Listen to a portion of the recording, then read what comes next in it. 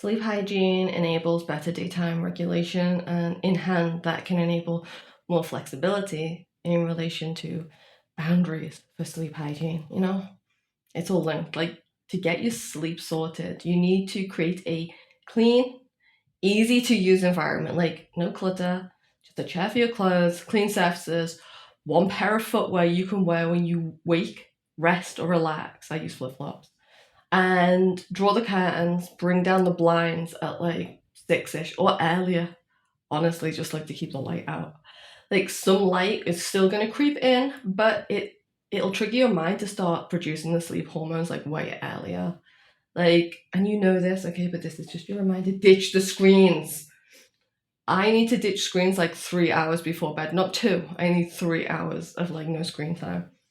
And at that point, start winding down everything. Like, essentially, start getting yourself up here mentally ready for tomorrow. Like, go do the dishes. I still struggle with that. And put them away. I still struggle with that. Brush, floss, swill, drink a mint tea, and relax on the couch for a bit. Like, no stimuli, not even music. Just you and the wall. Like, that's your best friend now. Like, get to bed like way before you want to get to sleep as well. Like, sometimes it takes me a while to like wind down and just go. Like, it can take like an hour, sometimes it's like 2 hours. Seriously, like, give yourself time to like just enjoy being in bed, like to just lay there and relax. You're allowed to. It's your chill space. Let your mind wander a little bit, but not too much. Like, you don't want anxiety. Like, your bed should have like comfortable sheets. Like, I like sheets that feel like cooling. Like, they've got like that mix. I think it's like cotton polyester blend, and everyone's like, oh no, polyester. I'm like, I like it, okay? No judges. Like, if you like sheets that feel warming, you can use brushed cotton, but right now, like, I'm sweaty all the time, so no. And your pillow should support your head so you're comfortable. Like, it's too much, it's not good. If it's not enough, it's not good. Like, too low, and you're gonna feel like you're being tipped upside down, and probably gonna snore. And too high, you're gonna be like, so, it needs to be right for you. Like, sometimes socks as well, like, sometimes socks are required. Even when it's warm, sometimes socks are required. I wear socks through spring in a warm place. And then summer, I'm like, everything's off and I need a bikini. Like, knee high socks are going to help with circulation as well. Like, for sleep, sometimes I get cold calves. I put these socks on and I'm just like, oh, now I can. And I disappear. Like, I've often used them to like help me get sleep. Like, but by about midnight, like, I've got to be honest, I'm taking them off most of the time. And if the temperature is dipping and like you're struggling with temperature regulation, because I do sometimes, a soft throw underneath a duvet really, really helps with comfort and heat loss. For some reason, putting it on top doesn't do the same thing. Like, some sciencey person will be able to explain that, but like, I don't know how to. I just find it's a better way to conserve body heat than a soft throw over. Do it under and you're like, all snuggly. And when the temperature is starting to peak and there's high humidity, I just eat less generally. Just like eat less meals. Like, when it's cooler, I usually need about 4 meals during the day, but like in the hotter months, it's like 3 main meals like are enough.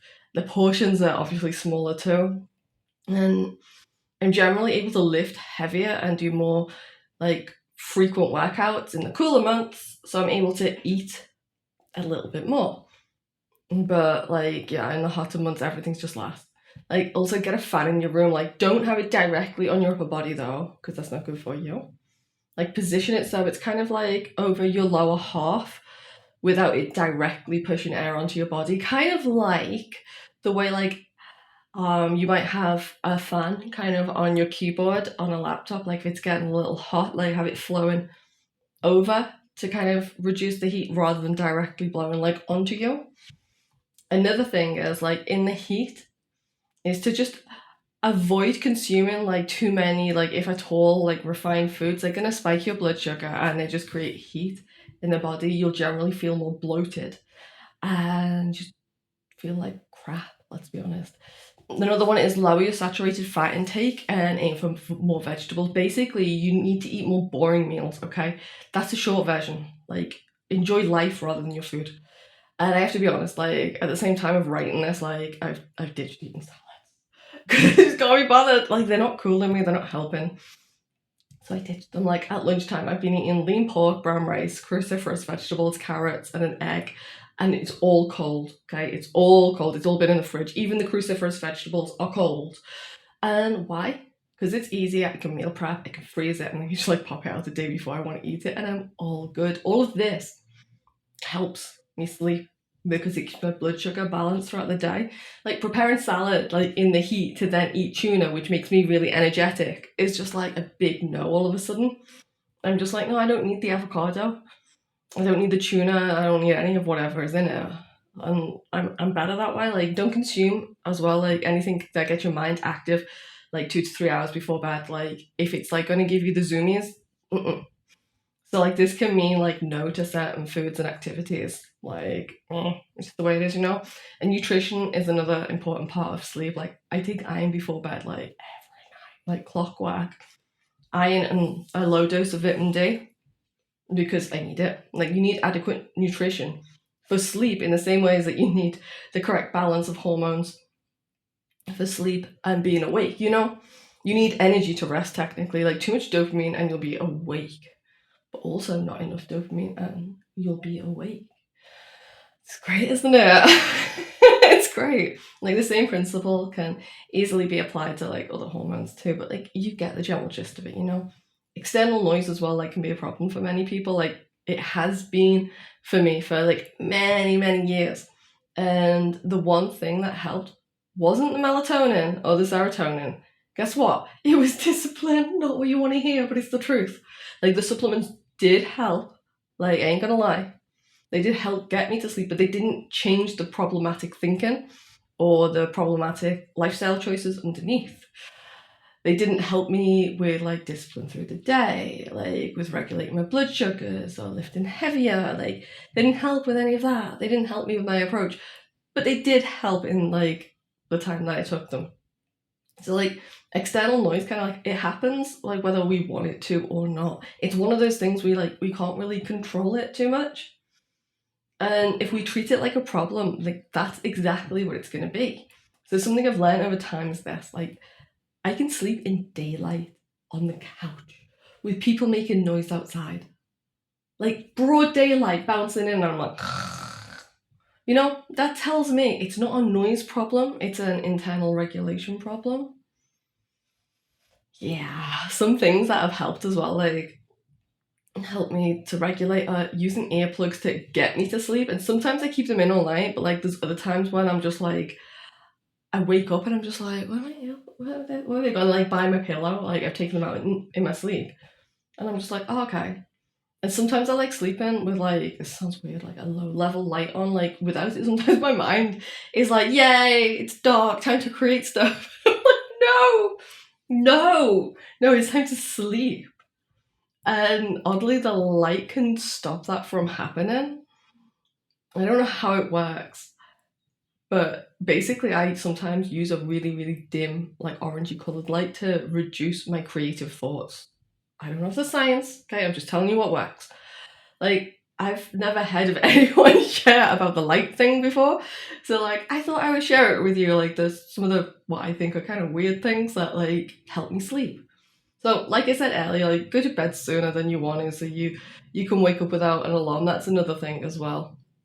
Like, I set one anyway just in case I don't wake up. And like, this is going to change your perception of like how much control you have in your life as well. Because if you wake up before your alarm, you're going to be like, but if you don't, then you've got it there anyway. But set it like so it's kind of like just there in case. Like, if you never wake up past 6:30 a.m. because you're always asleep before 11 p.m., you stop needing an alarm because you've created control and discipline.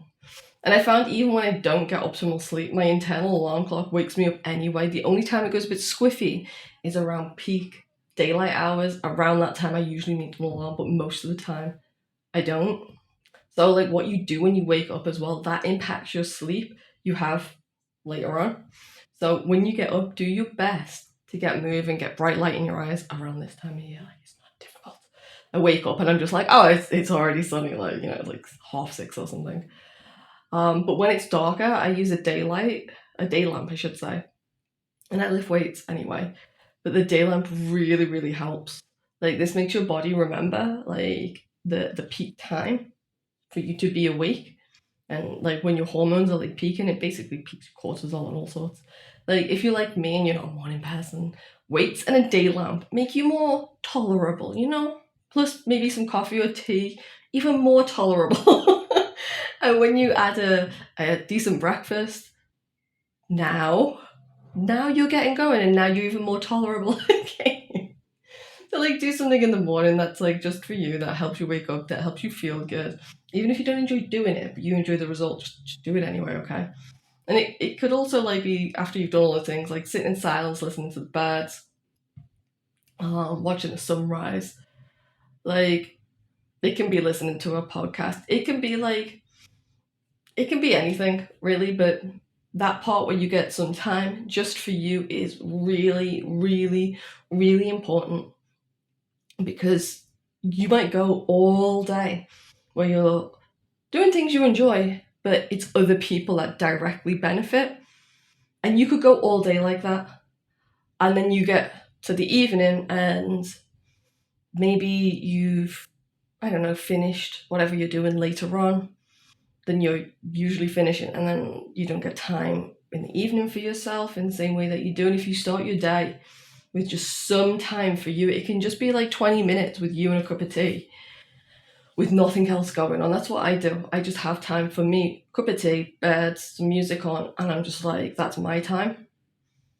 And I find that throughout the rest of the day, quite often I'm just like, meow. It's like I got the zoomies until about maybe 5 o'clock, 6 o'clock, something like that. And that can also help me sleep because I know that the next day I will always have that time for me in the morning. Like I've prioritized it. So I know that I can always feel good. I'll have like my music time, my cup of tea, there'll be bed, and I get to sit on the balcony for a bit. And just knowing that like always gives me that like, oh, okay, yeah, it doesn't matter if I don't get the perfect sleep. I know I've got that time for myself. So I hope you found this useful. That's me. That's me all done. Bye.